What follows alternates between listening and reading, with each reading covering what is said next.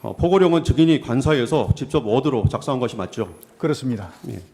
포고령은 과거의 것을 참조해서 작성한 것이죠? 네, 과거에 이제 제가 그 2018년도에 그 계엄령 문건 파동이 있었던 그 자료를 가지고 있었던 게 있었고요. 또 12.6 사태 때 이제 계엄이 됐지 않습니까?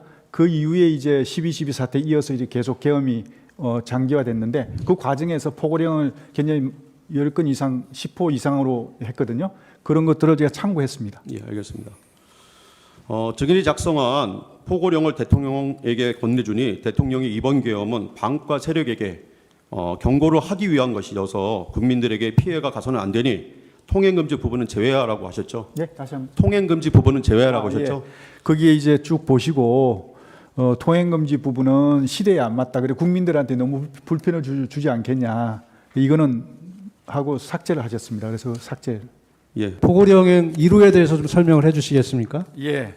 그 포고령 1호, 포고령 1번에 보면 그 내용을 쭉 보면 마지막에 있는 시위 등 일체의 정치 활동을 금한다라고 되어 있습니다. 이걸 보면 마지막 일체의 정치 활동을 금한다는 게 이제 마지막 핵심이고요. 그래서 이제 국회 같은 경우에는 그 입법 활동에 대해서는 존중돼야 되고 당연히 그거는 보장이 돼야 된다고 저는 생각합니다. 그렇지만 정치 활동에 대해서는 통제가 필요하다고 저는 생각하기 때문에 이걸 넣은 겁니다. 왜냐하면 과거의 사례를 봐도 그렇고 정치 활동을 빙자해서 국민들을 선동한다든지 또 사회를 교란한다든지 또 심지어는 이 반국가 세력하고 결탁을 해서 체제 전복을 노린 그런 사례도 있습니다. 이런 것들을 고려해서 국회에서의 정치 활동 또는 이제 그 정치인들의 정치 활동에 대해서는 어떤 일시적으로라도 그러니까 통제가 돼야 된다. 그런 차원에서 이게 들어간 겁니다. 예, 국회의 정상적인 의정 활동이나 합법적인 활동이 아니고 네. 위법적이고 탈법적인 활동을 금지한다는 의미로 넣었다는 말씀이죠. 네. 예. 그리고 아까 그 비상입법기구 관련해서 증인이 포고령 초안 증인이 작성하셨다 그랬지 않습니까? 네. 그죠? 예. 그런데 피청구인 지시로 야간 통행 금지 부분을 삭제했다고 하셨죠. 예, 예. 피청구인이 포고령에서 나머지 부분 수정한 부분은 없습니까? 예, 없습니다. 예. 갑 35호증 중에 28쪽 쪽수는 모르겠습니다. 79년 포고문, 2017년 포고문 제시하겠습니다. 아까 그 참조하셨다는 2017년 계엄 문건에 들어 있는 겁니다. 1979년 그러니까 11.6 사태 때 계엄 포고문이에요. 이것도 네. 이때 한번 보셨죠? 예, 그렇습니다. 예, 그리고 2017년은 그것도 한번 보여주시죠. 이건 뭐 실제 상황은 아니고 이 계엄 문건 작성하면서 아마 참고용으로 작성이 된 것 같은데 이것도 보셨을 거고요. 네, 네. 여기 보면 두 건 다 야간 통행 금지 조항이 포함되어 있습니다. 예, 증인 맞습니다. 이거 보고 아마 초안에도 같은 내용 넣으셨던 네. 모양이죠. 네. 예.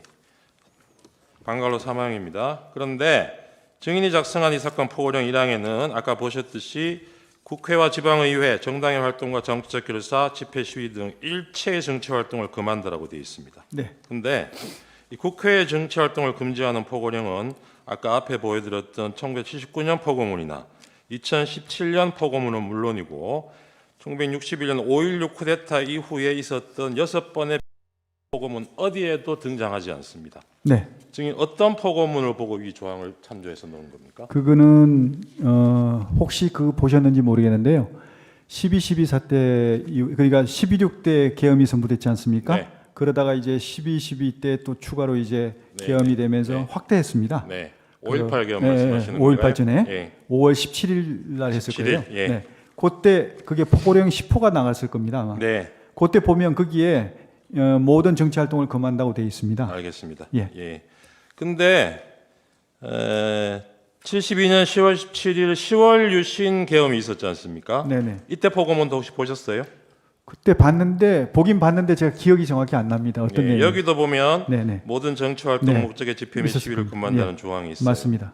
그 이것도 그렇고 아까 네. 80년 5월 네. 17일 계엄 예. 그 당시에 포고문을 보고 만든 거라 하셨죠. 그 80년 근데 그거는 그걸 보고 잠시만 제가 질문하겠습니다. 80년 비상계엄 확대 조치에 대해서 대법원이 그걸 어떻게 평가했는지는 혹시 알고 계십니까? 예? 80년 5월 17일에 비상계엄 확대 조치에 대해서 대법원이 그 조치를 어떻게 평가했는지는 알고 계시느냐고요. 네, 정확히 기억나지 않습니다. 네, 나중에 한번 확인해 보십시오.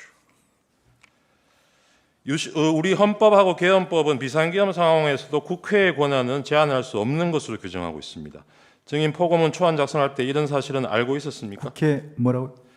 계엄하더라도 국회의 권한은 제한할 수 없는 예, 예, 것으로 예. 규정하고 예. 알고 있었어요? 그런데 이런 일항을 넣으셨다는 거죠. 아, 그래서 알겠습니다. 국회에 피청구인도 이 일항 내용 보고 아무런 문제 제기를 안 했습니까? 대통령도. 네, 네. 그 특별한 언급은 없으셨습니다. 국회가 계엄 해제 요구 의결을 하는 게 정치 활동입니까? 아닙니까? 그거는 뭐 정치 활동이 아니라고 생각합니다. 아, 그렇습니까? 예. 국회에 의한 계엄 해제 시도시 조치 사항 이런 걸 검토를 했었습니다. 2017년 계엄 문건에 그 방법으로 정치 활동을 금지하는 포고령을 선포하고 위반 시 현행범으로 체포하는 방안을 제시하고 있습니다. 국회의 계엄 해제 의결 시도를 저지하는 방안으로. 혹시 이 내용도 참고하셨습니까?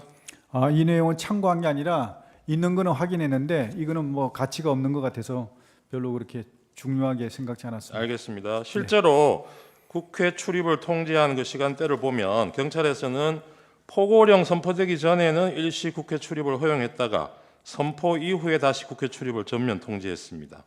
이 조항, 그러니까 포고령의 이 조항은 국회의원이 계엄 해제 의결을 위해서 국회 청사내로 들어가는 것을 막기 위해서 넣은 거 아닙니까? 그렇지 않습니다. 그렇게 했다면 본청에 들어오시는 의원님들은 아무도 제재를 안 받았는데 네, 그럼 왜 그렇게 했습니까? 알겠습니다.